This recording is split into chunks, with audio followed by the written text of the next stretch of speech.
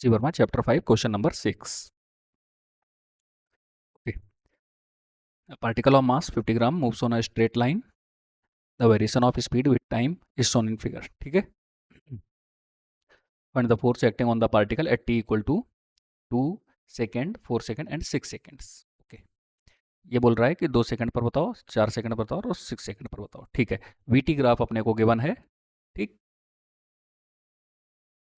Okay. VT, एक minute colour change कर लेते हैं जरा. ये वीटी ग्राफ अपने को गिवन है. तो वीटी ग्राफ का जो स्लोप होता है वो हमें एक्सेलरेशन को दिखाता है. ठीक है. वेलोसिटी टाइम ग्राफ का स्लोप हमें एक्सेलरेशन दिखाएगा. और यहाँ पर देखो इस लाइन, इस जगह पर स्लोप 0 हो गया है. तो यहाँ पर कोई भी एक्सेलरेशन नहीं है. ठीक है. कोई एक्सेलरेशन नहीं है तो यहाँ पर कोई भी फोर्स भी नहीं होगा. ओके. और 2 सेकंड पर तो ये देखो लाइन यहाँ पर अपने को नज़र आ रही है, मतलब 2 सेकंड पर अपने को कुछ फोर्स मिलेगा. यहाँ पर एक्सेलरेशन दिख रहा है इस जगह पर. 6 सेकंड पर भी यहाँ पर अपने को कुछ एक्सेलरेशन नज़र आ रहा है. ओके. और इस पॉइंट पर 4 सेकंड वाले पर कोई भी एक्सेलरेशन नहीं है. तो 4 के लिए तो हम डायरेक्ट, हमारा आंसर हो गया पहले से ही 0 का. और 2 और 6 सेकंड है. और 2 और 6 में ये देखो कि दोनों के जो लाइन यहाँ पे आ रही है वो सेम लाइन ही मैच कर रही है. मतलब इधर के जो पॉइंट है वो सेम, यही 10 ही मिलता चला जा रहा है. ठीक. चलो, तो इनका सबसे पहला हम यहाँ से एक्सेलरेशन फाइंड कर लेते हैं, क्योंकि मास अपने को गिवन है. तो फोर्स फाइंड करने के लिए F equal to M A हमें यूज करना होता है. तो m तो गिवन है, a देख लेते हैं. तो a के लिए हमें स्लोप देखना पड़ेगा. ठीक है. तो स्लोप, वीटी ग्राफ का स्लोप हमें क्या बताता है? एक्सेलरेशन के बारे में. ठीक.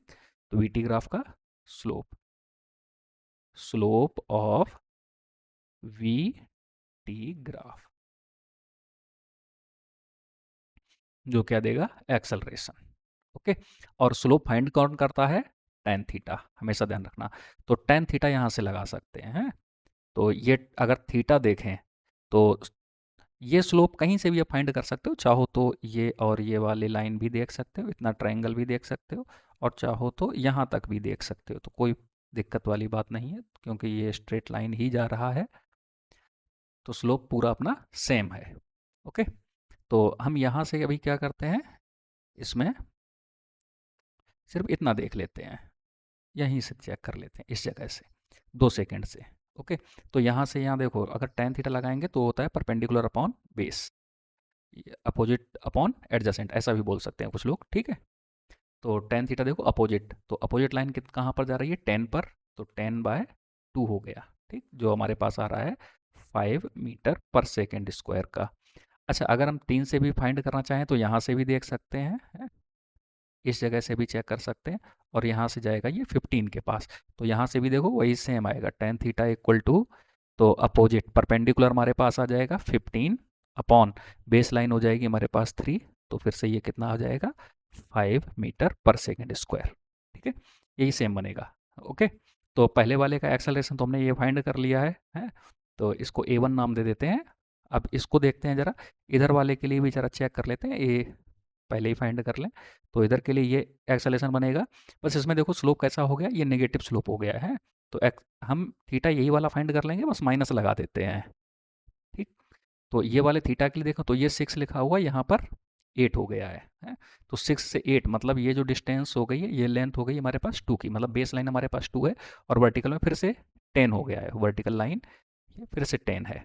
तो अगर हम यहाँ से फिर से टेन थीटा देखते हैं तो क्या लिख देंगे? माइनस का परपेंडिकुलर 10/2 इक्वल टू माइनस का 5 मीटर पर सेकेंड स्क्वायर, जो हमारा दूसरा एक्सेलरेशन A2 हो जाएगा. ओके. तो हमारे दोनों एक्सेलरेशन आ गए, जो दोनों के दोनों सेम हैं. ओके. बस क्या है, डायरेक्शन अलग अलग है. माइनस साइन सिर्फ डायरेक्शन को रिप्रेजेंट करता है. ओके. तो यहाँ पर पॉजिटिव डायरेक्शन है. पॉजिटिव का मतलब हो गया वेलोसिटी के सेम डायरेक्शन में, क्योंकि वेलोसिटी भी इधर को पॉजिटिव ही है. ओके. ऊपर को बढ़ती चली जाए तो वेलोसिटी डायरेक्शन पॉजिटिव है, और एक्सेलरेशन का डायरेक्शन भी पॉजिटिव है पहले के केस में. तो दोनों सेम डायरेक्शन में हो गए. और यहाँ पर देखो दूसरे वाले पे आते हैं, स्लोप पर. तो इस जगह पर जो वेलोसिटी तो अभी पॉजिटिव ही लाइन में है, वेलोसिटी अगर नीचे की तरफ आने लगेगी तब नेगेटिव होगी जाके. तो अभी वेलोसिटी ये जीरो लाइन से ऊपर है, तो वेलोसिटी तो पॉजिटिव है, बट एक्सेलरेशन हमारा नेगेटिव हो गया. इसका मतलब दोनों अपोजिट डायरेक्शन में हो गए हैं. ठीक. चलो वैल्यू लिख लेते हैं। तो पहले के लिए जो अगर हम फोर्स लिखेंगे F1 इक्वल टू एम ए, और एम हमारे पास 50 ग्राम, तो 50 इंटू 10⁻³ kg हो जाएगा, क्योंकि हमें एसआई में लिखना होता है, ठीक, ग्राम में नहीं रखेंगे। तो ये किलोग्राम में बन गया। इंटू एक्सेलरेशन, एक्सेलरेशन हमारे पास A1 का है 5, ठीक है। तो इसको हम सॉल्व करते हैं, तो ये आ जाता है 0.25 न्यूटन, ठीक। जो हमें आंसर में बोला गया है इन सेम डायरेक्शन, ठीक है। और ये हमने देखा भी है यहाँ से सेम डायरेक्शन से, तो हमें साइन के साथ नहीं आंसर बोलने हैं। थियोरेटिकल इसमें दिया गया है, जैसे भी हमें ऑप्शन गिवन है उस तरह से हम देख सकते हैं, ठीक। तो F2 भी हमारा यही सेम आ जाएगा, बस ये नेगेटिव के साथ आ जाएगा, मतलब माइनस का 0.25 न्यूटन हो जाएगा। तो इसको हम बोलेंगे 0.25 Newton in opposite direction. Okay, thank you.